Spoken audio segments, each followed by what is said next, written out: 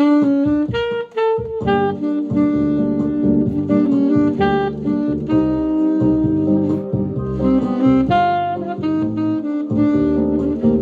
boys got a good one this week. Old Overholt cask strength straight rye whiskey, and Dave Piekarski, another employee this week inside the smoke ring. Episode 6.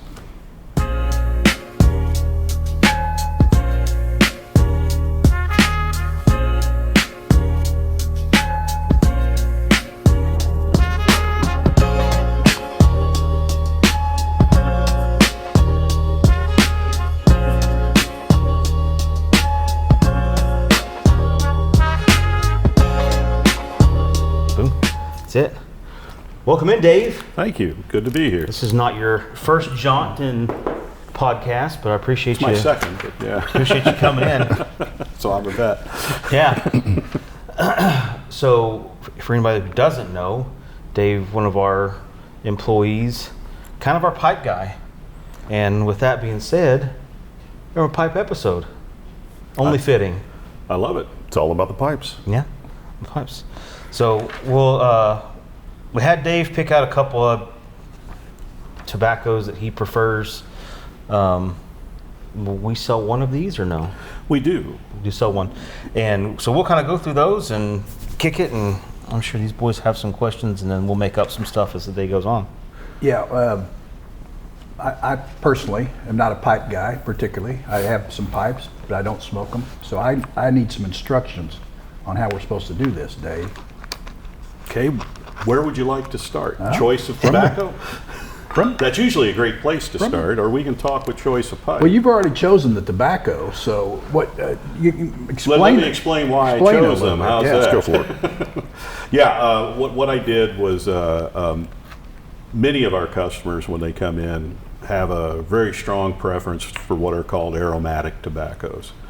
Aromatic tobaccos are blends of Virginia, Burleys, Cavendish. All of these different types of tobaccos get blended together, and then for an aromatic, they do what's called, you'll hear a few terms: casing, top knot, top dressing. Basically, they add flavors. Ah, wow. So, like when you see a tobacco that's say peaches and cream. Yeah. And that tobacco does not naturally have a peaches and cream flavor. It's been added to it. So what I chose for today were two non-aromatics. Non-aromatic tobaccos do not have any casing or top dressing or anything like that. It is strictly a blend of different tobaccos. So you find many times that the non-aromatics will have a lot more different tobaccos in it than an aromatic, because it has to rely on the tobacco blend for all of its flavor. Mm-hmm. And so that's why I chose these two tobaccos, because it's not something you can just look at the label and say, oh, I know what that's going to taste like. Okay. Right. And non-aromatics, a lot of people talk about how, oh man, I love the smell of a pipe. I love the smell. Is that the aromatic tobaccos they're smelling, or is non-aromatic still got some nice pipey flavor to it, or smell to it? The aromatics are named that way because they do usually have a very pleasing, what's called a room note. Yeah. The non-aromatics, some of them have a really nice room note, but they aren't as sweet or flowery smelling as the aromatics are. Okay. Some non-aromatics just really do not have a pleasing room note at all, so it's best to just smoke it by yourself. All right, good to know. Good to know. Because interestingly enough, for me, when I smoke a pipe, I never really smell the tobacco. I just taste it. The people around me smell it. Yeah. Yeah. So I think the room notes are more for the spectators. Well, this one over here that we've got is what? This is the what? That is a Stokeby number 306. That is the English Oriental Supreme. Ah, it is considered more of an English style tobacco. It's got Virginias, Burleys, a little bit of Cavendish, and it has what's called Latakia. A lot of Kia. I've heard that term. Yeah, a lot of Kia is a very specific Oriental, and by Oriental usually they mean like from Turkey or in that part. Basically where Europe transitions into Asia, the tobaccos that come out of there tend to have more of a citrusy type of flavor to them, and so they're used to lighten up the very rich blends that you get from the other tobaccos. Kind of balance it out a little bit. Yeah, if you think about when you get and Jay can probably appreciate this, when you get a really rich dish at a restaurant that's just super heavy, kind of lots of great fats in it and everything. Mm-hmm. Many times what they'll do is they'll kind of cut through that with either some lemon juice or some vinegar or some type of acid. And I like to say that the Latakia tends to be kind of that acid over a nice rich tobacco flavor. It helps kind of lighten the whole mixture. Okay. And the great thing about the English Oriental Supreme, it is not a strong blend. So if you were so inclined, you could smoke this all day long. Oh, wow. Do we sell this one in the shop? The English Oriental Supreme is sold here at Enfuego Murphy. Okay, so how do we fill it? Yeah, I was going to say, these guys kind of already started. But I don't know what I'm doing, so you show me how I should start out. Okay, so what you try to do when you're filling your pipe, I've already filled mine. Oh, sorry. But what you try to do is you make it a little looser at the bottom and tighter as you go up towards the top. Okay, how do I do that? It's just the way you put it in.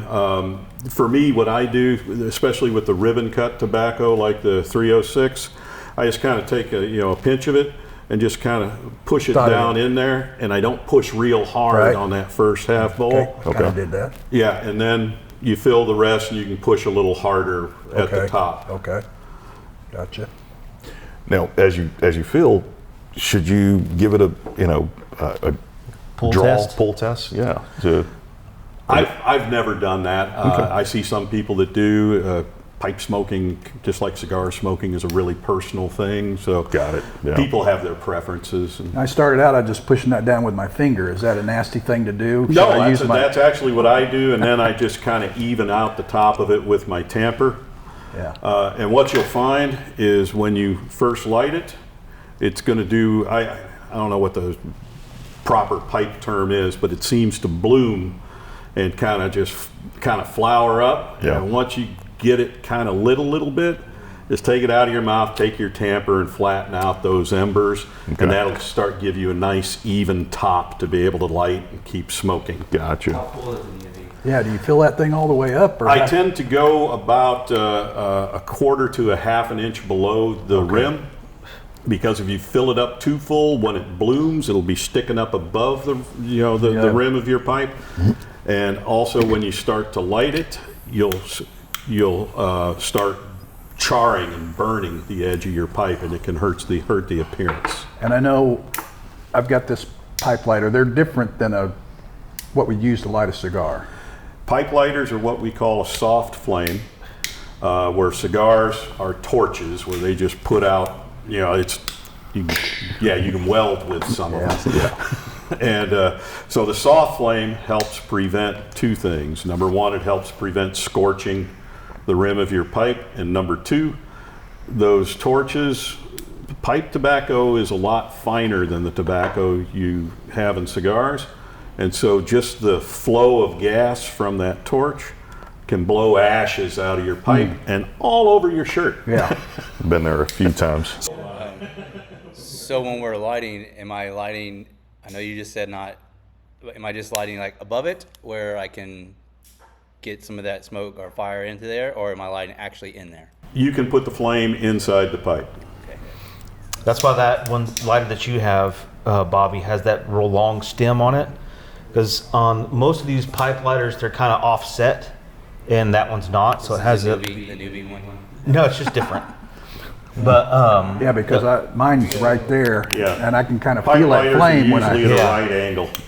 And so that one gives you a little bit of distance to get in there. Mine doesn't want to stay lit. And that's not Sounds like uncommon. it's turned up too much. Was that? It may be. Yeah. Thank you, sir. So like I said, what I'll usually do is I'll take 3 or 4 puffs and then I'll retamp, and then I'm usually good to go. Might have to relight 2, maybe 3 times throughout the course of the bowl. Yeah. That's it. You're talking too much, right? That depends on. Or if I just didn't get it tamped down uniformly. Thank you. Because you're trying to force fire to do an unnatural thing by burning from the top down. Yeah, that makes sense. So you have to kind of nurse it a bit to get it to burn that way. I usually explain it to people that it's like tending a little campfire. Yeah. Because you have to make sure it stays lit. You got to make sure that the embers are together. If it all just spreads out and goes out and you don't tend it, your fire's going to go out. Yeah. So the thing about a pipe, it's almost like a little ritual that you have to kind of go through of making sure it's packed the way that you like it, and you tamp it because there's the ashes and what type of a lighter do you want, and so it takes a lot more attention than just a cigar that you can mow the grass with. Yes, and that's usually the main difference between smoking a pipe and smoking a cigar. Smoking a pipe is an intentional act. It's not something you just go do on a spur of the moment. Right. But what pipe smoking does have in its favor is, let's say you're working out in your garage or something and you'd like to smoke. A cigar is kind of hard to do that while you're moving around and doing things, because you're always looking for that ashtray. The smoke from the cigar tends to get in your eyes and up your nose quite a bit. It's kind of a pain in the neck. It really is. A pipe, you can just hold it in your teeth, wander around, do your thing. You don't need an ashtray till you're done. Yeah. Okay. And you can smoke while you actually do other things. Did it get you? Perhaps. I mean, Yeah. it's just some Not of us everybody maybe can. not. Some people can. I can't. What do you got in your pipe over there? Yeah, where you did got? you stop? Now, one thing we didn't talk about was different shapes of pipes, and we've all got. Well, Josh and I are kind of the same, I guess. But Jay obviously has something a little different. What do you call that, Jay? It's called a church warden. There you go. And I learned all about this a few days ago, but I have forgotten. So, yeah. Dave taught me. Well, he taught me as well. Remind me, Dave. My apologies here. The church warden pipes came about when pipe smoking was first becoming very popular in Europe. And so what was happening is people wanted to be able to smoke their pipes in church. That's right. However, it was hard to do that while you're sitting in a pew and everything. You know, you're trying to, you know, the idea is that the pipe was long enough and curved enough such that they could hold the bit in their teeth, and the bottom of the bowl would rest on the back of the pew in front of them. Well, I think that's made up. All stories are made up, Dan. That's life. So yeah, that's, at least from my studying, that's the origin of the church warden shape. So has this thing got a name or shape? It probably does, but there's so many different ones. And yours is obviously curved and Mine is what's called an upa shape, Oopa. and it's one of the deepest bends you can get. And one of the reasons why I like this, is, you know, especially when I'm working here in the shop, is I am moving around quite a bit, taking care of customers, doing stock work, all of that type of thing. Well, with this, keeping the bowl so close to my face, when I'm holding it in my teeth, it's not a lot of pressure on my teeth, because you don't have that fulcrum effect of that big weight hanging so far out in front of you. Yeah, I've got to hold this thing in my hand because I can't just put it's not comfortable. Yeah, this is. And so I tend to smoke an oompa when I'm working in the shop, or, you know, if I'm at home doing things, I'll have a full bent, which is not quite as steep as this. It sticks out a little bit further. And the other reason why I like, the bends like this is the bowl itself is out of your eyesight when you're looking at things. Yeah. So like if I'm in front of a computer screen or if I'm doing stock work or whatnot, I can see what I'm doing without the bowl getting in the way. Makes sense. Yeah, absolutely. And this, what do we call this tobacco again? Sorry, I'll never English get it. It's English Oriental Oriental Supreme. Supreme. And we said it's not non-aromatic. It is non-aromatic. But I think it's got a great Room note. smell. Yeah. I don't know if you can tell anything from your little magic taste buds. No, I can't. So for me, to that point, tobacco always comes, or pipe tobacco always comes across a little different than smoking a cigar. Oh, for sure. The way it hits your palate.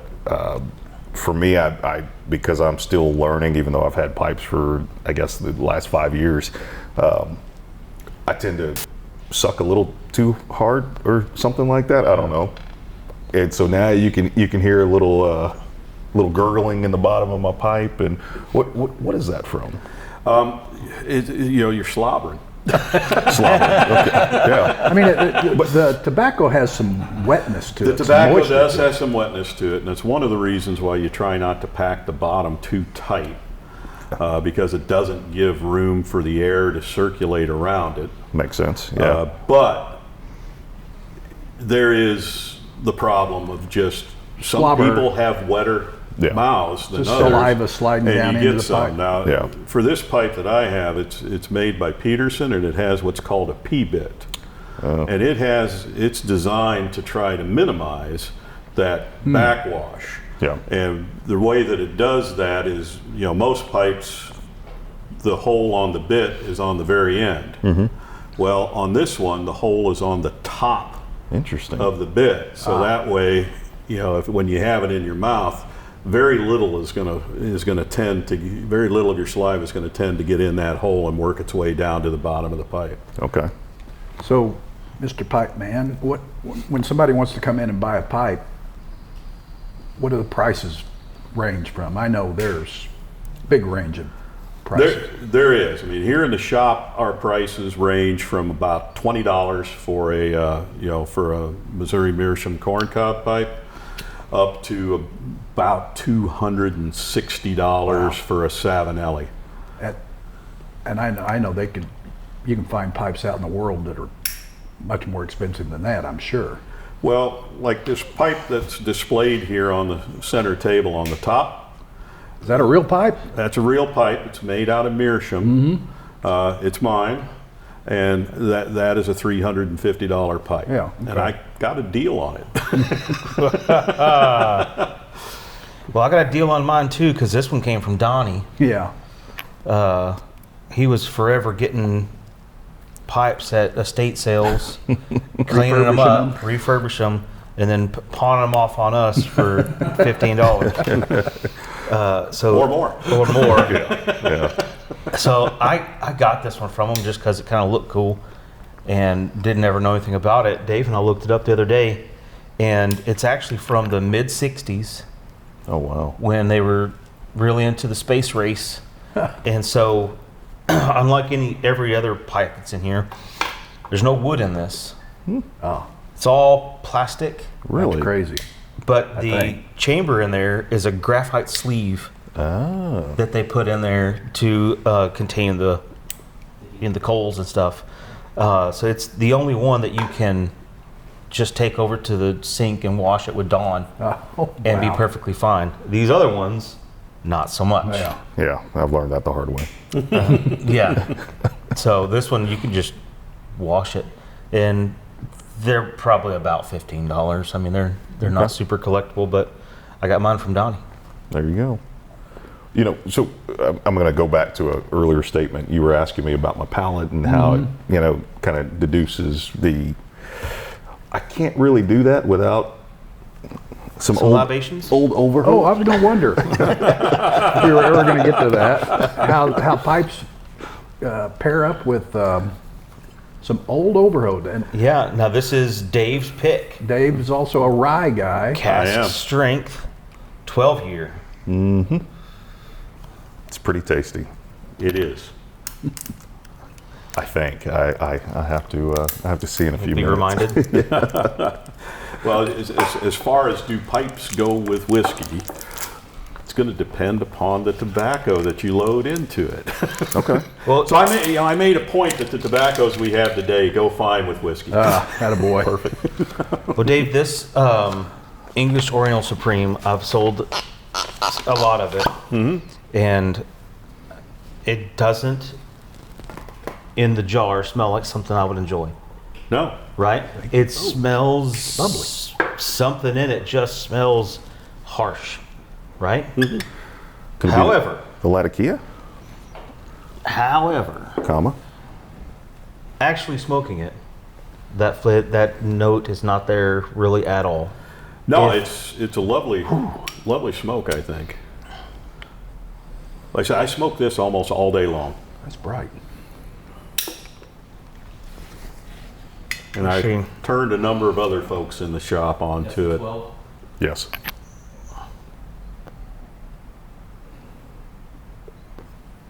So it's cask strength, I believe it's about 116 proof. 117 proof. Hide your mamas, hide your babies, hide your kids. Doesn't drink that way though.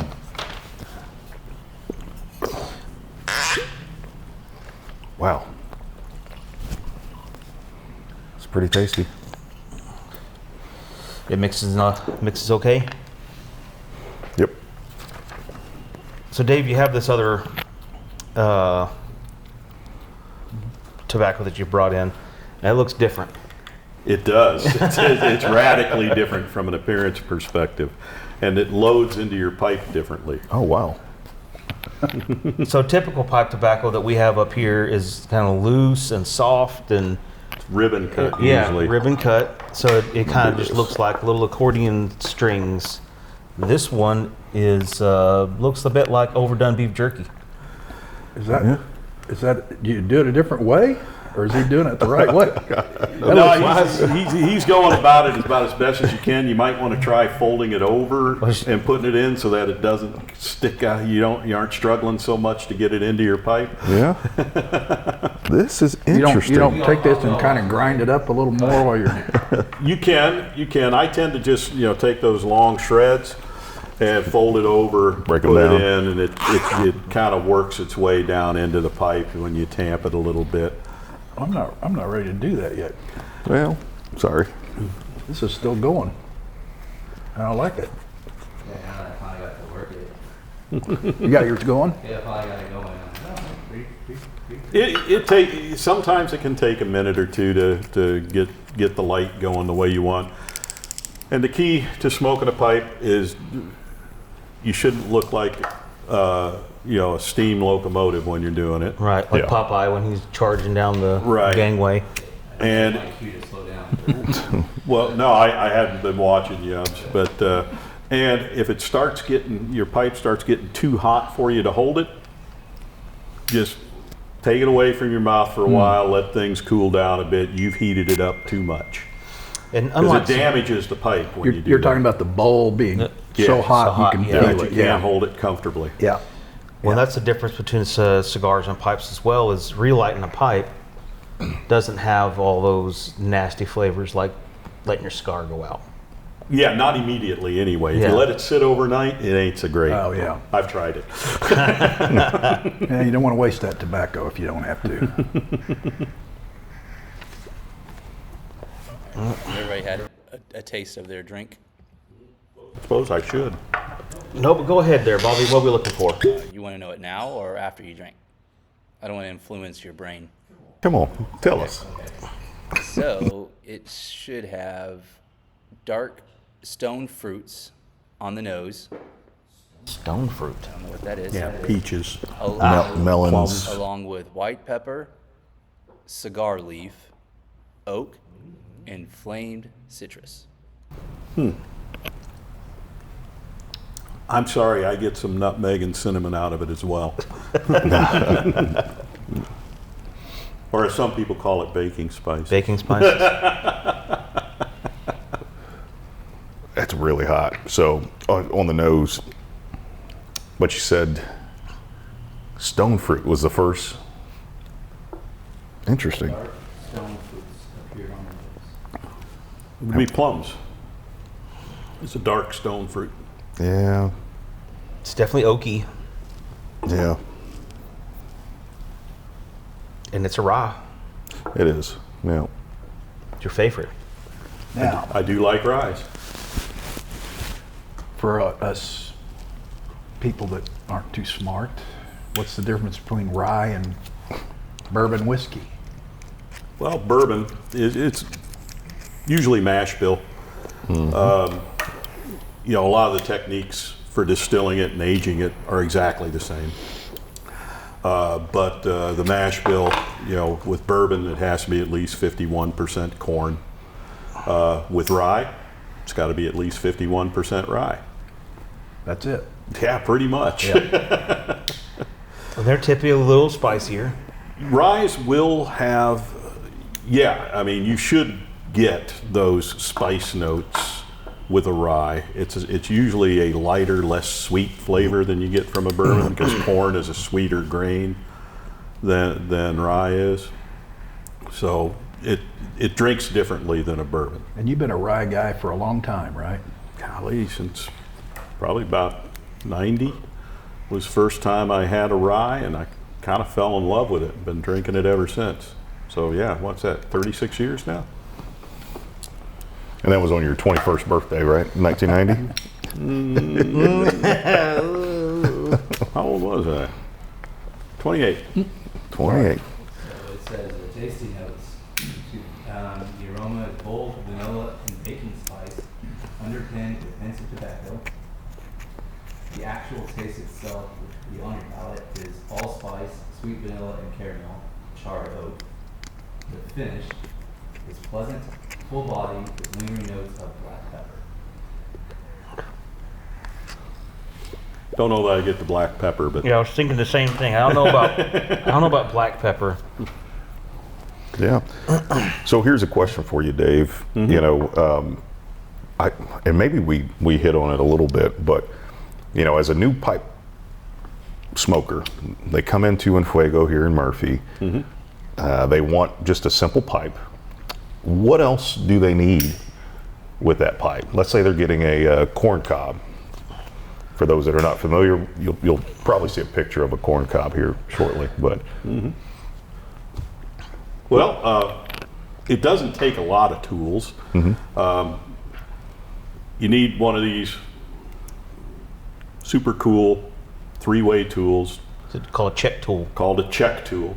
It's got a spoon, got a tamper, it's got a spike or a poker, spike or a poker, whatever okay. you want to call it. And this takes care of just about everything for you. You know, if you need to, you know, tamp it, you got the tamper. If you mistakenly got it too tight, you know, when you're trying to light it, it's like, holy crap, I can't get a draw on it. Poke yourself a hole into the you know, the pack, and it'll start letting some air through. That's what I Yeah. just had to do because I got a little carried away tamping it. There you go. And then it got too tamped, kinda- too strong. I couldn't pull anything through there, so I just got your little rotor tool and Poke some holes down in there. yeah, poke some holes, get it loosened back up, re-tamp it back to where it needs to go. And then when you're done smoking, you use a spoon to scoop out the spent ash. Yeah. Okay. Okay. So you need that. You need some pipe cleaners, because one of the big differences between pipes and cigars is you got to clean your pipe. Because if you treat it right, this thing will last multiple generations. Yeah. I've got some of the pipes on that rack there have been around since the 30s. Yeah. Wow. I bought them at estate sales, and they are just, you know, they were taken care of, and they just last. So it's you need to spend the time on some maintenance. It is not onerous by any means. I usually clean my pipe about once every 6 bowls. Just run a few pipe cleaners through it till they come out relatively clean. If your cake, which we haven't talked about yet, but if the cake within the pipe starts getting too thick, it will need to be reamed. and you can have your own reamer, or many pipe shops will ream it for you. Really? Yeah, we aren't doing that here right now, but it would be easy enough to take on. Pipe reamers are just a very hard steel that fits the diameter of the bowl of the pipe, and you just twist it in there. Over time, your pipe gets what's called a cake, and it's a layer of hard carbon that coats the inside of the bowl. And that's actually very desirable to have, because what it does is it keeps the wood of your bowl from actually burning. Oh. So that's why pipes can last so long. Otherwise, you'd be done in probably 5-6 years. So that some kind of cake is a good thing. It is. But if it gets too thick, you do not want the cake to get much thicker than the width of a dime. okay. If it gets thicker than that, you run the risk, because that cake is so hard, it's actually pushing out on the sides of the bowl. And if it gets too thick, it'll actually crack the wood. Wow. And that cake just builds up a little bit over time, right? It does. So you got a brand new pipe, not going to have that. So Nope. you're gonna smoke it for a few times and get some little bit of cake built up in there. That's the sweet spot, right? It is. Like for me, I tend to ream a pipe, maybe once every 50 or 100 smokes. Okay. Wow. So okay. it's not something you got to do every day. Yeah. So it's like seasoning in a barbecue pit. Yeah. But I smoke mine so little. And Yeah. I don't have a lot. I got 3, but I smoke them so infrequently that I just don't see that being really a problem. No. Well, now that you're a pipe smoker now, No, you will start smoking them more often, and you will build up much cake. except for this one. Like Betty Crocker? That graphite, I just wash it off. Yeah. Throw a little Dawn in it. Cake won't wash out. When do we know It's hard as concrete, cake is. When do we know that it's finished and we're done with this? When you can no longer relight it and get any smoke out of it.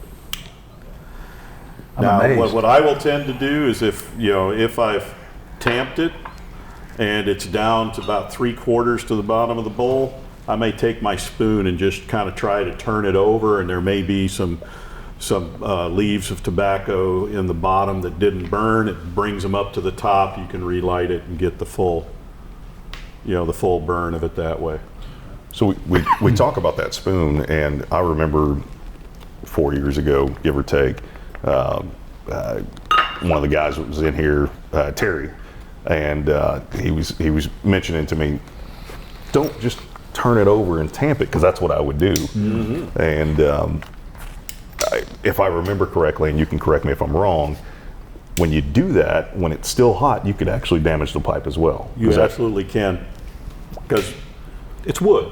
Yeah. Most of these are. They're wood. When they're hot, they're a little more brittle. Yeah. Plus also, down here where the stem goes into the pipe, it's called the tenon. Right. That tenon is actually a lot more fragile than you might think. Yeah. And so it's easy to break that. Especially like we've got one particular pipe up there where the tenon, the walls of it are extremely thin. And so if you make a mistake, it's pretty easy to crack the wall of that tenon. The other reason why you don't want to do that is, again, it's wood.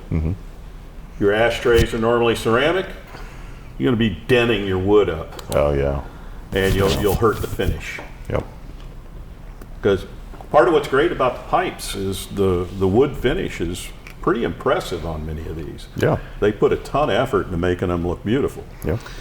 Yeah, this is another one of Donnie's specials, and it's from the early 70s, and they absolutely ding this on every ceramic ashtray in the room because it's all dinged up. But just because it's ugly don't mean it doesn't smoke right. Absolutely. Yeah. Now, one of the things that Larry wanted to make sure I mentioned here is that I mentioned cleaning your pipe and everything, and to clean it, you need to pull the stem out, run pipe cleaners through through the smoke hole in the in the stummel, which is this whole assembly of tenon and the bottom of the bowl and everything. Get pipe cleaner through that, pipe cleaner through the stem, all that great stuff. But what he told me to mention was that never pull the stem out of your pipe while it's hot. Oh yeah. Oh, Because again, you run the risk of breaking something. Yeah. Yeah. now this is a dumb question too. Do you inhale pipe smoke? Not recommended. Okay, like cigars. Kind of like cigar smoke, it's a very rich smoke and not intended for inhaling. Yeah. It's intended for I mean, tasting. I couldn't do it even if I tried, but I would say that's a pretty good recommendation. Don't inhale pipe smoke. Correct. This is altogether different It really is. tobacco. The The Navy Flake? Stokeby 400 Navy Flake, and they come on like sheets, little sheets that you have to break up. Like That's been broken this up. has been broken up, so it comes in like little rectangle squares. It look like beef. Almost looks like a Triscuit. Okay. Yeah, it's about Or a a- 2-inch by 3-inch, about a business card size square. It's about an eighth of an inch thick. So the luxury Navy Flake, layers of choice Virginias, selected for their natural sweetness, are combined with a moderate amount of, is that Perique? Yes. And pressed into blocks and then sliced. A touch of rum is added to complete the Navy Flake profile. Smooth, lightly Oh, sweet, those and Navy very guys. satisfying. Their rum. And there's Navy guys in their Yep. That's right. can't drink it. I'll smoke it. Well, believe it or not, Perique tobacco is only grown in one place in the world. Louisiana. Really? Really. I was surprised as well.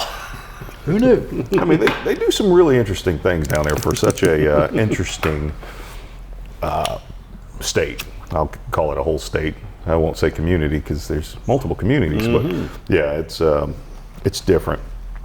But you know, I actually like this flavor better. Really? Okay, well, I got to get to that now. That natural sweetness that it talks about, I can actually taste that on my palate over.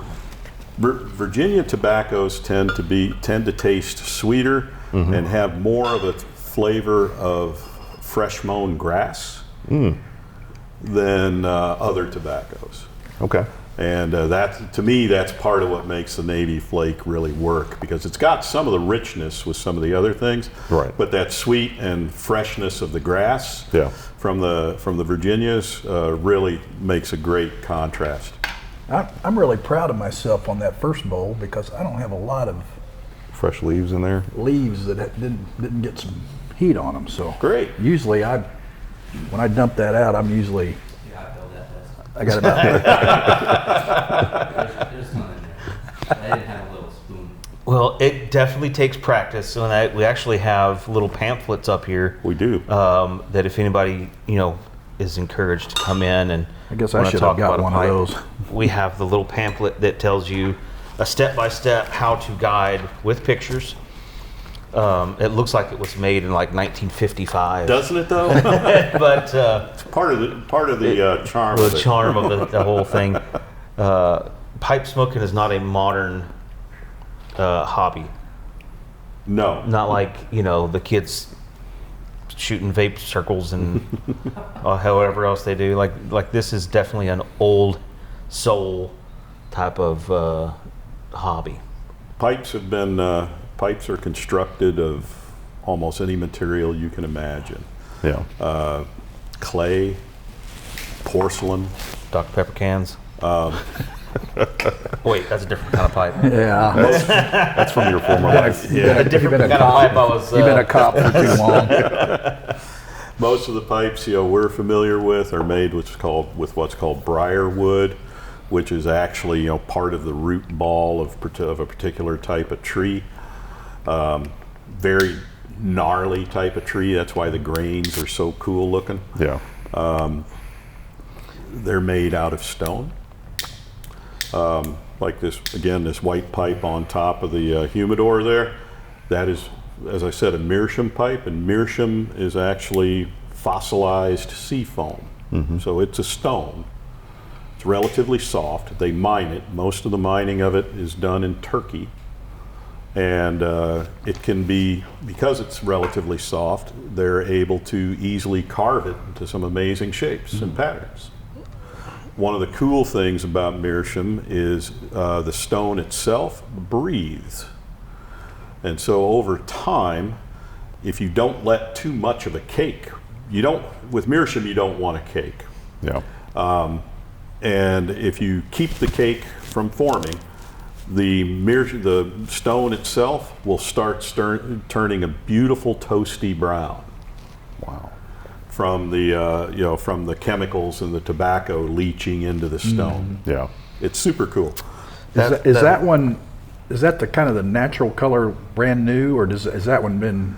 That one's been smoked quite a bit. So it's started to kind of get some color to it. Yeah, when they're brand new, they are bright, blinding white. Okay, Yeah, they're that's as what I white thought. as you can get.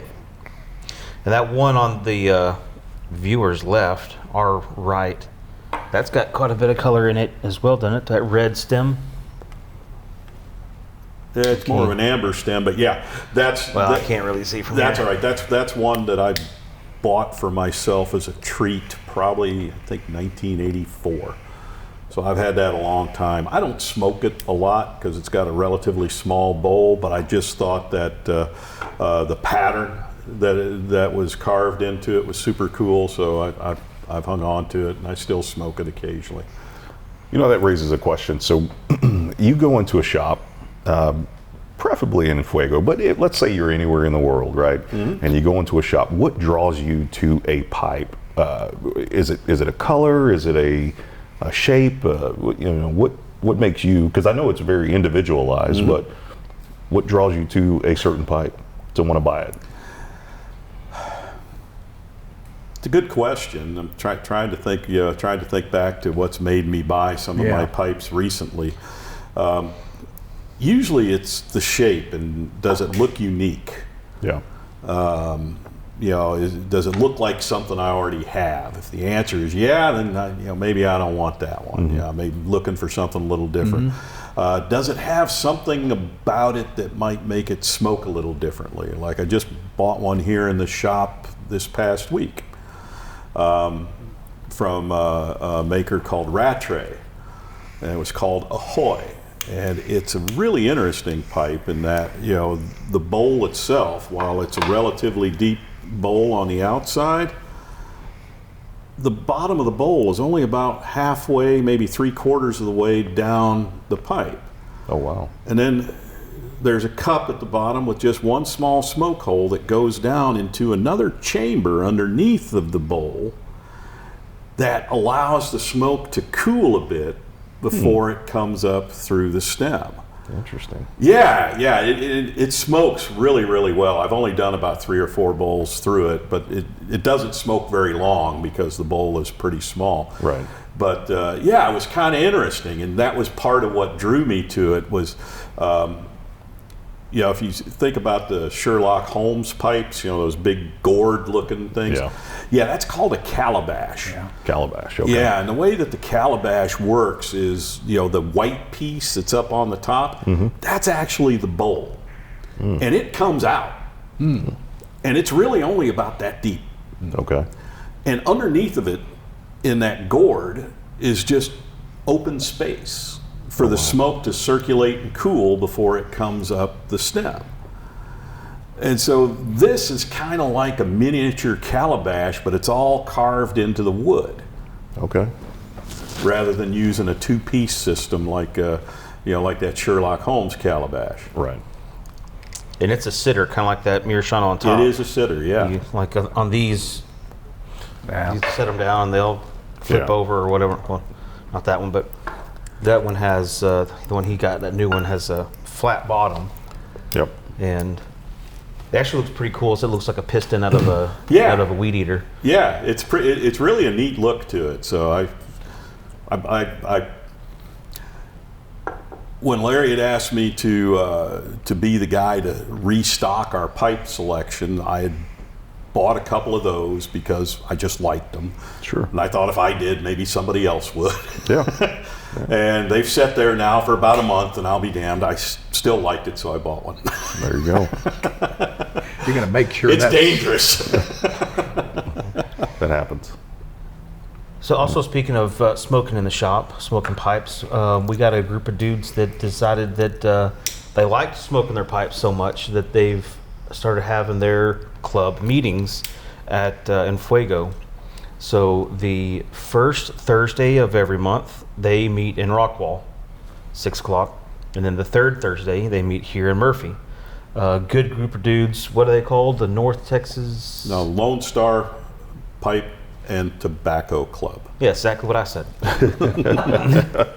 So, good group of dudes to come out and smoke pipes, and you'll see they have all kinds of pipes. Yes, and we'll usually get between 15 and 25 people here for those meetups, and it's pretty cool. I mean, the variety of pipes and the variety of tobaccos they bring, plus all of the different little accoutrements that they have. You know, like cases for carrying their selection of pipes and tobacco around. They got really, really interesting stuff. It's a pretty cool group.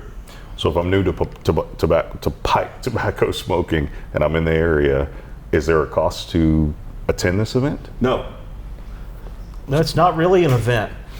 it's a meetup. Yeah, A meetup. The Okay. shop has been adopted. Excellent. They adopted the shop as their place to come hang out. But they're not the type of club that is closed off and this is a closed door. Nah, it's not like that. They're just a group of dudes that like to hang out and smoke pipes. Yeah, and one of the things we've done here in the Murphy shop, don't know if they're doing this in Rockwall or not, but during those meetups, we give 10% off of all pipes and pipe tobacco. That's excellent. Speaking of which, I don't know if we touched on what's the average price that we're looking at for the tobaccos that we have in the shop.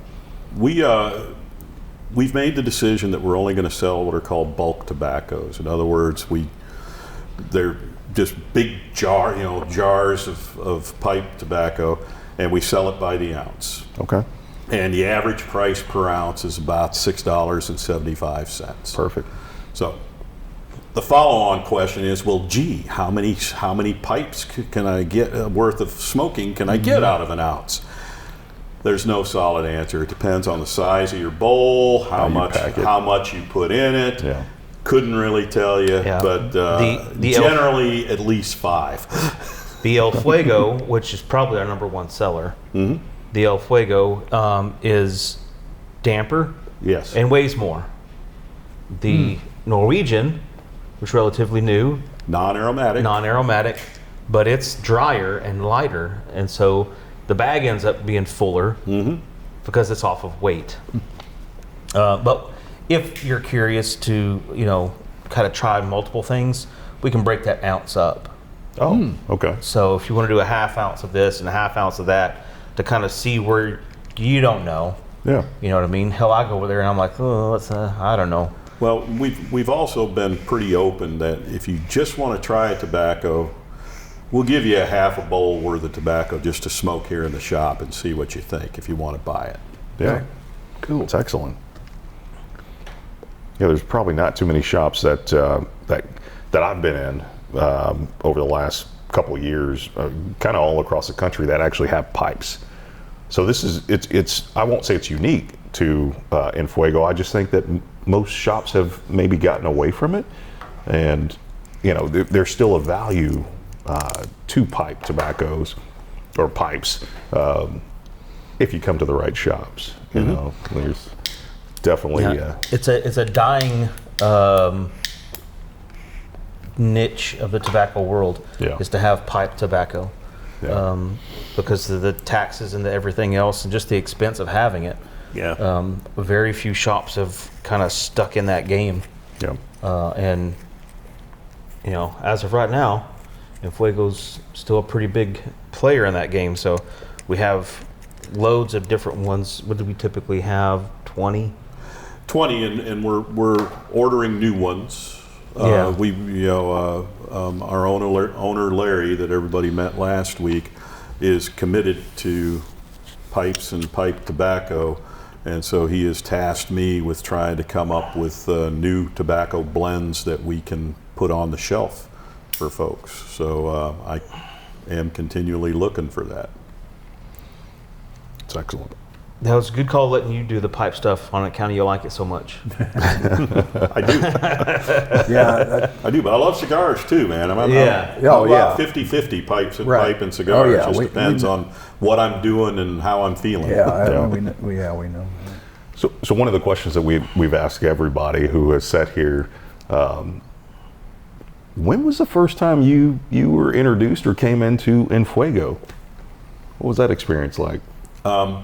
I first came into this shop in early 2011, Okay. which was just a few months after it opened. I was introduced to this by a vendor. My career was as an IT infrastructure executive, director, VP level. And I had a vendor who knew I liked cigars. Yep. And he said, hey, I know the perfect place. And he brought me here. And he was right. It was a really great place. And so I started coming on my own. And after about 8 or 9 months of doing that, I bought my locker here. And I have had a locker since 2012. Okay. And for a while, I even kept 2 lockers. I had my locker here, and I had one at the Frisco shop after it opened, because my job was up at Preston and 121. And so what I started doing is whenever a vendor said they wanted to have a meeting and I wasn't sure if I was really interested, I'd make them meet me at Enfuego in Frisco. That's awesome. That way, if it turned out to be a bust, it wasn't for me, it just was for the vendor. Still get your enjoyment, for sure. I'm sure you'd like customers that did that to you. I would love it. I would love it. That would be great, especially if I could buy it and get reimbursed for it. Yeah. I didn't say that, but I don't know if these guys got reimbursed or not, but yeah. Did you guys drink all the Old Overholt? no, there's a lot left. Yes, it's all gone, Dan. So, when was your first cigar? My first cigar was when I was a freshman in college. It's 1980. Go ahead, tell what college you went to. Oh, I went to SMU. There you go. SMU. See? Pony up. Or, Yeah. Is that it? Yeah. Yeah. Well, they're trying to de-emphasize Pony Up, but I think that's a mistake. But that's just what they said in the admin office. But yeah, they do that too. But yeah, I went there during the days when Eric Dickerson and Craig James were there at Pony Oh, Express. the glory days. Yeah, it was fantastic. Rick's But, brother? the first time I had a cigar, Oh. probably about, golly, 4th week of the football season, SMU went to New Orleans to play Tulane. Tulane at that time played all their home games in the Superdome. So we went down there and got there a day early and spent Friday night on Bourbon Street. And this was also the days when, I'm going to say it, what the hell? There was light hazing going on. Oh, dear. Yeah, I know, heavens. Light hazing. I had an upperclassman bump into me on Bourbon Street and said, "Freshman, I need you to buy me some cigars." And he handed me a $20 bill and said, "Now get them, I'm going to be in this bar." I had no idea where to buy cigars on Bourbon Street or even what kind of cigar he wanted. I'd never bought a cigar before in my life, so I went searching. Wound up down on the boardwalk. They told me it was lucky I didn't have somebody steal that $20 from me. Yeah. Found an all-night convenience store, and I saw that they had White Owl Diplomats. It was the most expensive cigar they had. They came in 5-packs. So I bought 2 5-packs. For $20. Oh yeah, I had $10 left over. Yeah. So I took those, went to the bar where the upperclassman was, handed him one of the boxes of cigars, and he said, "Where's my change?" I gave him his $10. He was perfectly happy with that, so I went off with the other box of cigars and I smoked them. You know, I kind of liked it, and so as the year went on, we had another guy had brought in to the band hall one day a couple of boxes of Macanudo Portofinos. It's my first premium cigar, and he was just handing them out to anybody. So I grabbed a couple of those, and that was an even better experience than a White Owl Diplomat. Then that summer, I had an intern position at an oil field servicing company over in Fort Worth, and I happened to be walking past this manager's office and smelled cigar smoke. This is the days when you could smoke in the office. Yeah. And I just poked my head in and I said, "Hey, Marshall, what are you smoking?" And he told me what it was. I said, "Wow, it smells really fantastic." He said, "Would you like one?" So he cut me a cigar, lit it for me, and invited me to sit down. And I sat and chatted with him, and we smoked cigars. I mean, it just worked out to be a great thing, and I've been smoking cigars ever since. I got into pipes because when I got married, my wife was perfectly fine with the cigar smoking, and then we actually moved in with each other, and her allergies couldn't tolerate it. Oh. And so I said, "Well, what about pipes?" She said, "Oh, that would be great. I remember my grandpa smoking one of those." Oh, yeah. It's like, all right. So I went and bought my first pipe. So her grandpa didn't have any leftover pipes that you could, No. Okay. No, plus All he right. lived a few hundred miles away, so Yeah. it wasn't. Yeah. But unfortunately, after a few months, that started bothering her allergies too. So I had to confine my pipe and cigar smoking to places other than home or the car. Now you got the Hello man and shit. fuego. Now I do. So that was a long answer to your question. No, that's No, good. right. That was perfect. Do you remember your first cigar?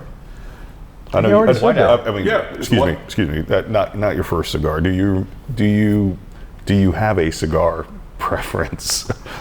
that if there's a cigar that you're seeing in the humidor every day.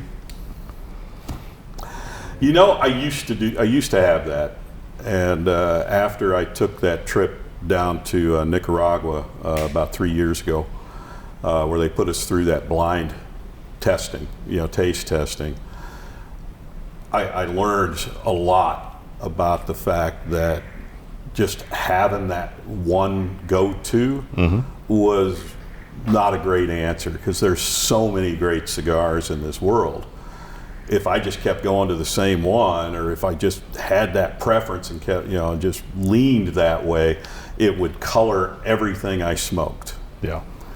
So now I kind of just go in the humidor, and it's whatever strikes me that moment. Yeah. It could be a Connecticut, could be a Corojo, could be Candela. Who knows? Yeah. But I enjoy trying a lot of the different things. That's one of the joys of being able to work here, is being able to see the new things come in and try them out regularly. No doubt. Like right now, my favorite of the moment is the Romeo and Juliet Profundo. Okay. Got my picture in the humidor on it right now. It's my pick for May. Yeah. Is that the one that keeps popping up there? Yes. Okay. That's why it's popping up there. Yeah. Because I control that sign too. Yeah, it's And for those that don't know what I'm talking about, we do have a digital kind of billboard in the shop that showcases a lot of kind of the picks of the week, and then some of the customers and things like that. I'm sorry. That's it. yeah, that's it. That Profundo is a really good cigar. It's a Nicaraguan Puro, so it's all Nicaraguan, but it's dark and doesn't really smoke like an oily Maduro, but it has lots of flavor to it, and it's $11.29.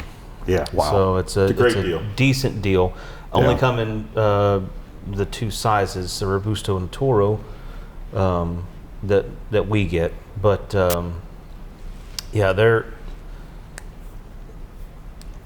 they are pretty tasty and pretty affordable.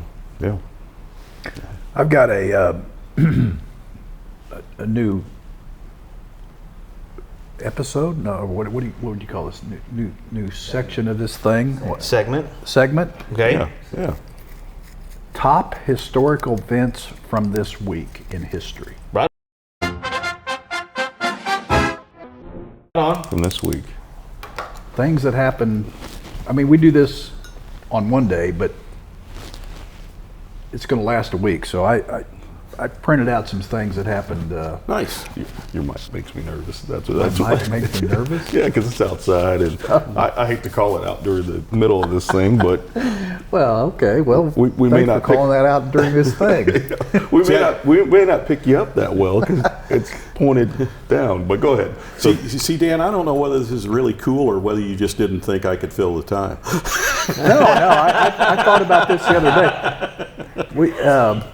I mean, you're a kind of a history buff, Dave. I know that. I do like We got several other guys that are these guys don't give a crap about history and all that kind of stuff. I think it's super. Those that don't know history, that don't know history are doomed to repeat it. Yeah. So go ahead with your propaganda, Dave. Okay. What you got? May 6th, 1937. That was before I was born. Yeah, well, it was before I was born too, Jay. That wasn't your birth year. The Hindenburg disaster. Oh, Yeah. the humanity. And what year? 36? 1937. 37. Okay. Yeah, no one should have saw that coming. We all seen the videos of that thing crashing down. And, Oh, the humanity, yeah. yeah, all the humanity. Was that Indiana Jones? He I blew think up the, he blew up the I Hindenburg? think maybe Yeah. the Hindenburg was in one of those movies. Yeah. Or at least a dirigible was, yeah. Same thing. 1945, the fall of Berlin, Soviet forces Allegedly. 1970, May 4th, the Kent State shootings. That's a big deal. Is that a college? Yeah, Okay. Kent State. Kent State in Ohio. That was Oh, Vietnam War There were protesters. protesters. Oh, yeah. National Guardsmen were there to Kent State, and that town were all freaked out because they thought there were all kinds of stuff going to happen. They brought in the National Guard, and those little 19-year-old National Guarders all of a sudden started firing on the students. Wow. They did. Killed Whoopsies. some. Killed 4, Wow. wounded a couple of others, It's and horrible. that really charged up the anti-war protester people, and which rightly so. It was a bad deal. How about this one here? May 2nd. That was just yesterday, right? Is this the 3rd? Today's the 3rd. It yeah. is. May 2nd, 2011.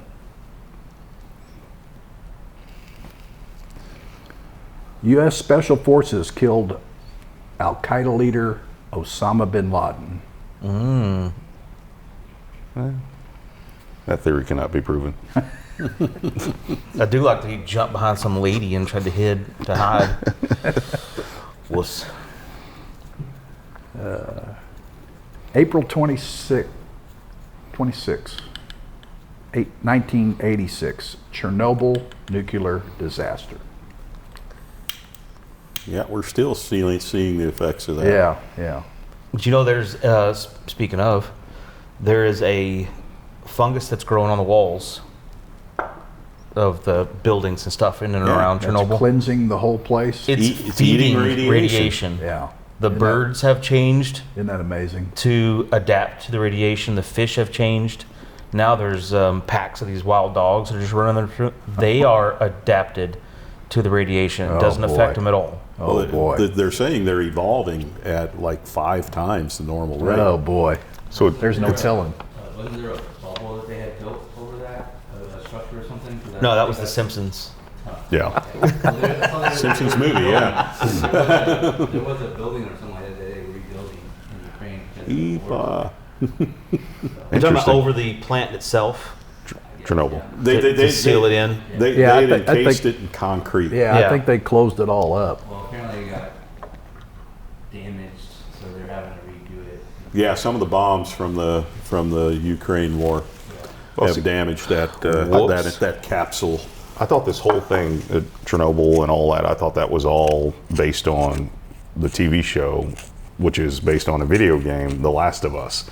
That's what I thought that all came from, because everything is kind of... I think you have your sequence of events off. Yeah, just So you're saying just another Chernobyl way didn't really around. happen? That was just a made-up thing? No, it happened after the game and Yes. the show. And that's why, Yeah. I don't want to give away any spoilers from The Last of Us, but there's a lot of things that happen in there, and just watch it. You may think it's good, you may not, I don't know. and most of the cast is great. Yes. Wait, what? Most of the cast is great. Okay. Yes. Some of it's not so much. A lot of it's not so much.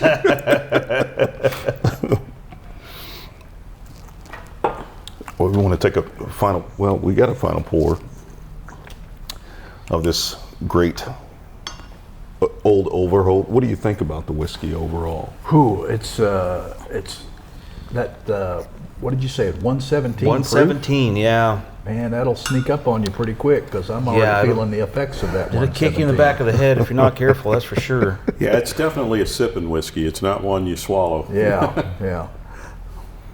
I like I it. did not swallow that whiskey.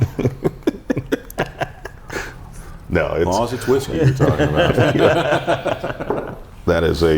that's truly a fantastic whiskey, and I can see where it pairs well. For me, it paired better with the Navy Flake. Navy Flake, and I really liked the Navy Flake. I was able to keep it going, and it may have been the actual pipe I used. The Church Warden over the whatever that style is. Well, you've got a bigger bowl in that bent. Golly, I can't remember if that's billiard or apple shape. I mean, the shape of the bowls even have their own names and everything. Get some more of that Navy. Very difficult to remember them all. Yeah. I actually like the first one better. Did you? I did. I really liked that. Yeah. The 306 or the English Oriental Supreme is my daily smoke. Oh, is that right? Yep. I will smoke the Navy Flake occasionally. No, it was just as a okay. change of pace. Yeah, it was. They were really. I mean, they were similar to me. They weren't a lot of difference. I just kind of like. I think there's a big difference. Well, between the you two. would. Yeah, you would. I did too. I wouldn't know the difference, whatever. But I really like the first one. The Navy Flake, I think, has a lighter flavor to it. That's why I appreciate it. Yeah, but it's still got a lot of complexity to keep you interested. Yep. I think that with a little bit of just education at the point of sale, we could probably do all right with some of that Navy Flake there, Dave. Good enough. That'll be on my next order if I Yes. ever get the last one. Easy. Sorry, I'm You're not- annoyed. you're not bitter at all. I'm annoyed. You're kind of opening doors that maybe shouldn't be opened there, Dave. Take it Fair easy, enough. You fourth can wall. edit me out. Take care of me in post. I'm not Dave. politically correct guy. It's been great, man. It Yeah. was a great. Appreciate it. No, you guys hit upon Great the lesson. topic I'm passionate about. I love Yeah, it this. was awesome. You were great. Thank you. Pipes, pipe tobacco, And rye. and rye. What can go wrong? No. And now, just a quick question: do all of the Enfuego locations carry pipes and pipe tobacco? No. Okay.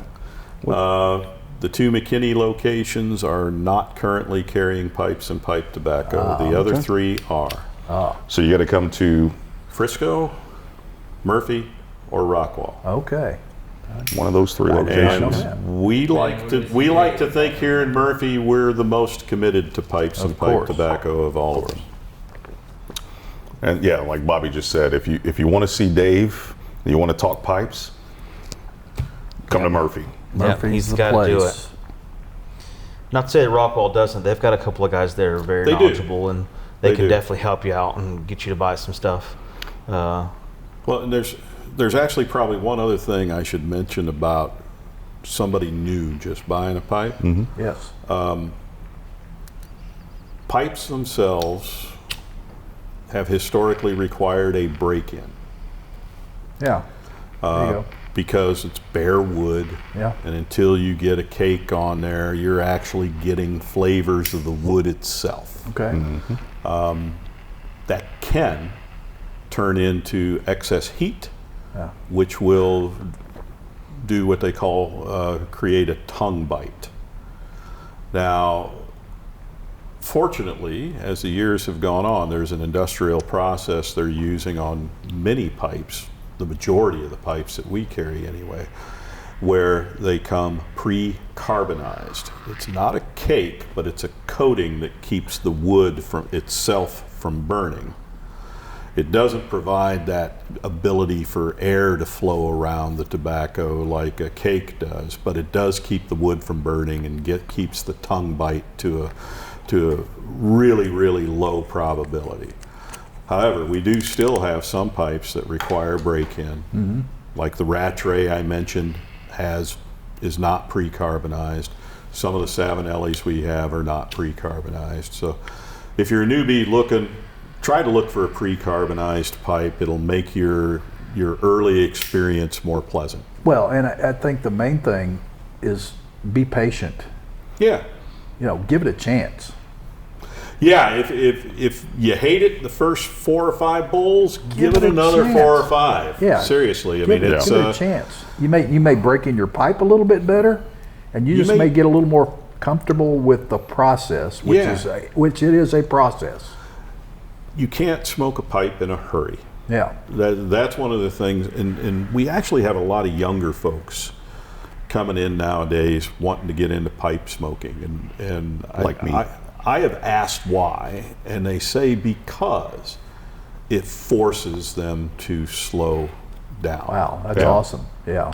We all need to do that anyway. Yeah, exactly. So it's if you have a fairly stressful job or anything, or stressful home life, whatever you want to call it, whatever might be inducing stress in your life, taking the time to actually slowly experience the pipe can help you step away from that for an hour. That's awesome. That's great. And there's almost an unlimited number of flavors. I mean, if you're willing to search for them, Oh yeah, there's an unlimited amount of flavors of pipe tobacco and types. And there is an unknown number of boutique pipe tobacco makers. They will make a pipe tobacco, and there's a whole subreddit or genre or whatever of pipe smokers who make it their life's mission to go find these unique niche tobaccos that you can only get once or twice and maybe never be able to get it again because the person forgot how to make it or whatever, which would happen if I made a thing? I'd be like, this is great. What'd you put in it? I don't know. But it was really good. It was really good. You should have been there. I didn't write anything down. Yeah, it's so, but yeah, I mean, and when the Lone Star pipe and tobacco guys are here, a lot of those guys are into those niche type tobaccos, and they'll bring little jars of it and share it around the room. So it's a chance to kind of try some different things, and which is both good and bad. You get a really, really wonderful experience, and then you say, hey, where'd you get that? And they tell you, and you go to look, and then you can't get it anymore. So, Oh man. Well, it's a difficult thing to do. Donnie and Larry and Terry tried their hand at making some pipe tobacco and discovered it was difficult because what they made was terrible. I've got one blend that I've made, and it seems to be working. And that's the El Fuego. The El Fuego. Yeah. But fortunately, I had somebody that had broken that ground before, and I was just trying to duplicate what somebody else had done. I wasn't creating out of whole cloth. Yeah, Donnie and them tried to create it from scratch, and it did not work out. There's a lot to it. There really is. There's mechanics, there's age, there's all of it. Yeah. The reason they've been doing it for however many hundreds of years. Well, you figure, tobacco came from the New World. So until, you started having the Europeans showing up here in the 14 and 1500s, tobacco was not well known outside of the, of the indigenous cultures. Y'all are welcome. And so that's, once the Europeans got a hold of it, they started doing interesting things that nobody had thought to do before because they had a much larger geographic reach than a lot of the indigenous cultures did. So they were able to grab these tobaccos from different parts of the world and create things that weren't possible before. Yep. All right. Well, Dave, appreciate it, buddy. Thank you. I appreciate the invite. Yeah, Yes, we're going to hang thank out you. a little bit and let the customers come in, I guess. Maybe smoke pipe tobacco, maybe smoke cigars. Yeah, there's so many options. Yeah. Maybe drink. I need to have some of the Navy Flake. I haven't done that yet. But Oh, gosh. no, I've just been working on the 3.0 on the Oriental Supreme, which I love. Yeah, I appreciate you bringing that in, Dave, because I wouldn't have had it otherwise. Yep. It's not something I would have gone out and got myself. No, that's good stuff. It requires a little more effort, because when it comes in the flake, fortunately these flakes have broken apart, so you guys didn't have to go through the rubbing process. But when it comes in a flake, you have to rub it between your hands to get it to break up like Yikes. this. But if they're a pipe smoker, they're going to appreciate the effort that needs to have as well as the rest of the process. I agree. So I think that's still a winner. Absolutely. All right, thanks, bud. All right. Dan, Jay, Bobby, appreciate it, boys. All right. Thanks, Bobby. Yeah. So yeah, do all the stuff. Subscribe, like, share it, pass it on, do all those things. And next week, Mother's Day, we're gonna be with boy. our mothers or ones we made mothers. Hello. Whoa. And it's at Larry 14. Yeah. So we'll take a break. We'll be back in a couple weeks. Appreciate it, boys. Episode 6. All right.